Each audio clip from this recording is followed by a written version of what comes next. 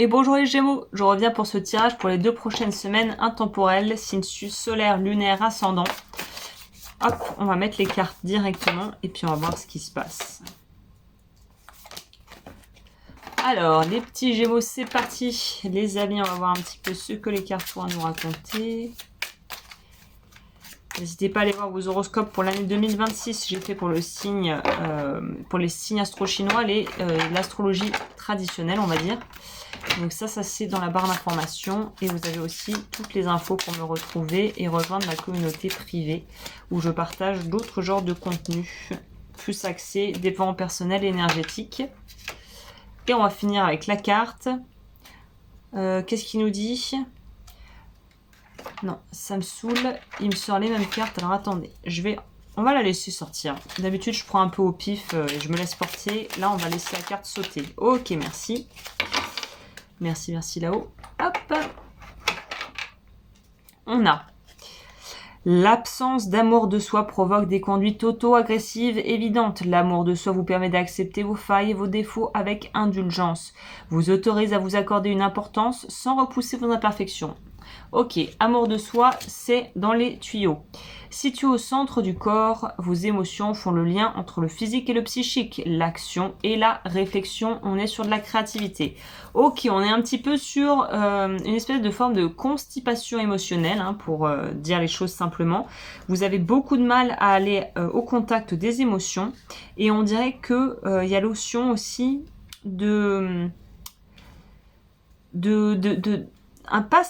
on n'est pas dans l'auto-sabotage classique ici, on est dans une forme de auto-dévalorisation. Donc auto-manque de confiance en soi qui se transforme en frustration. Qui se transforme, c'est la faute de tout le monde. Si j'arrive pas, je suis maudit, maudite, ça fonctionne jamais. Donc on part dans un truc un peu comme ça. Ok. Énergie générale, professional assistance. Fatigué. On est fatigué. On est fatigué les petits Gémeaux. Il y a 2 choix possibles, soit s'apitoyer sur son sort, soit essayer de prendre son mal en patience et de se dire que les choses vont se poser petit à petit et qu'il ne faut pas désespérer. Voilà.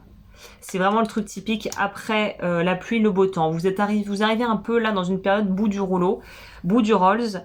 Peut-être que certains d'entre vous se sont même fait accompagner, que ce soit avec un médecin, que ce soit avec un psychologue, que ce soit avec un coach, que ce soit avec un praticien énergétique, avec au travail peut-être quelqu'un pour vous aider à gérer tout ce que vous avez à faire.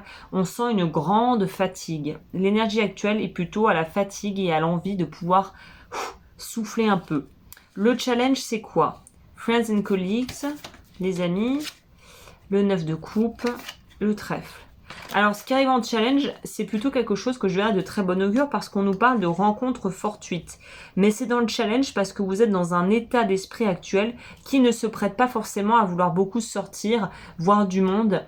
En gros, être dans les mondanités relationnelles ou dans l'entretien vraiment et de nourrir les relations professionnelles avec vos collègues. Et pourtant, c'est semble-t-il ce qui pourrait vous apporter un petit coup de pouce. Donc même si vous n'avez pas trop la foi et vous êtes vraiment pas ouvert ou ouverte à ça, acceptez les invitations ou acceptez de parler à des gens, de rencontrer des gens. Ça peut être une très très bonne façon de retourner la situation à votre avantage. Au niveau de ce que vous avez qui roule pour vous, les opportunités, peut-être un partenaire de vie qui est super, des projets perso qui vous nourrissent, là où peut-être le professionnel vous plombe un peu, le sentimental et la vie perso vous nourrit, et l'envie de créer son petit foyer avec la cigogne. Donc c'est bien parce que quand même ça s'équilibre tout ça. La fatigue et la lassitude et peut-être une petite vague de stress ou pour certains Gémeaux d'insomnie, de mal à dormir, et contrebalancé par une vie sociale qui pourrait se retrouver mise en valeur, mise en lumière ces prochaines semaines, et une vie relationnelle ou sentimentale qui vous donne envie de construire et qui vous donne envie de nourrir votre petit monde intérieur et votre vie future et votre monde idéal. Donc ça on aime, c'est toujours de bon augure. Au niveau de la vie pro, super, on nous parle de contrat, de quelque chose qui se révèle, la mort. Donc ça pourrait nous faire alors là, on pourrait avoir une autre lecture, c'est on est prêt à lâcher quelque chose qu'on gardait un peu en vie malgré nous et qui ne nous sert plus. Donc on pourrait être dans je lâche prise sur quelque chose, je suis prêt ou prête à lâcher et à avancer dans une autre direction. Ça peut être une reconversion, ça peut être une envie de passer à autre chose. On a ce qui est assez étonnant ici, qu'il y a pas vraiment la carte du jardin, mais de la serre, la véranda. Pour moi, on quitte quelque chose qui a peut-être bien marché. Hein. C'est pas forcément que vous quittiez une situation parce que c'était un échec. Peut-être que ça a marché, que ça vous a apporté ce dont vous aviez besoin, mais vous arrivez à la conclusion et au stade maintenant que vous êtes à une autre étape de votre vie et que ce qui vous nourrissait avant ne vous nourrit plus forcément aujourd'hui. Et il faut arriver à faire la paix avec cette transition au niveau pro qui semble s'opérer. Le lys, c'est vous dit garder confiance. Tant que vous êtes droit dans vos bottes, loyauté, intégrité, bienveillance, on pourrait nous parler d'un bienfaiteur, je ne sais pas pourquoi j'ai ça qui me vient, avec le coup de chance et les collègues. Le lys pourrait nous parler aussi ici d'une personne vraiment bien intentionnée qui va vous donner de bons conseils ou un coup de pouce. Ou un défunt, si vous croyez à ça. La vie s'orchestre pour vous aider, voilà, pour vous aider au niveau professionnel à vous libérer d'un cycle qui est peut-être, qui vous fait vous sentir emprisonné. Il y a une libération, il y a un déblocage au niveau pro qui est en train de se jouer ici. Hein. Au niveau de la vie sentimentale, on le voit, il y a une notion de légèreté, de construction, de co-création, fin des conflits. Encore une fois, vous avez deux trucs qui nous parlent de la mort avec deux tarots différents. Il y a vraiment une grosse transformation qui s'opère pour les Gémeaux. Là, pareil, la fin des conflits, la fin de la lutte, l'apprentissage, l'envie d'aller dans la même direction avec quelqu'un et de pouvoir en plus être dans quelque chose de sécure financièrement. Donc là, on voit que ce qui pêche au niveau de votre vie pro est tout à fait rattrapé et équilibré avec votre vie sentimentale ou pas forcément sentimentale, c'est-à-dire si vous avez personne dans votre vie, vous avez un entourage et un noyau dur, un cercle autour de vous qui vous apporte une stabilité et une joie.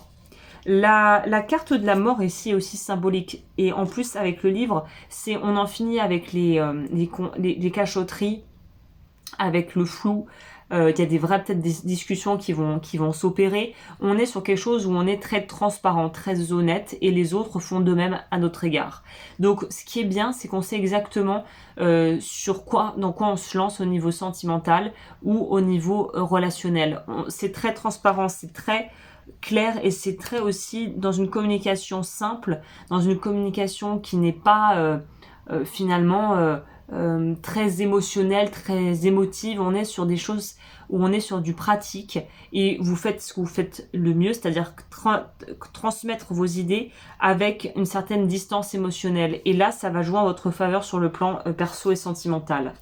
Le conseil, ça boucle la boucle parce que ça nous revient à dire ça en fait, qu'il faut que vous nourrissiez la confiance et l'amour de vous.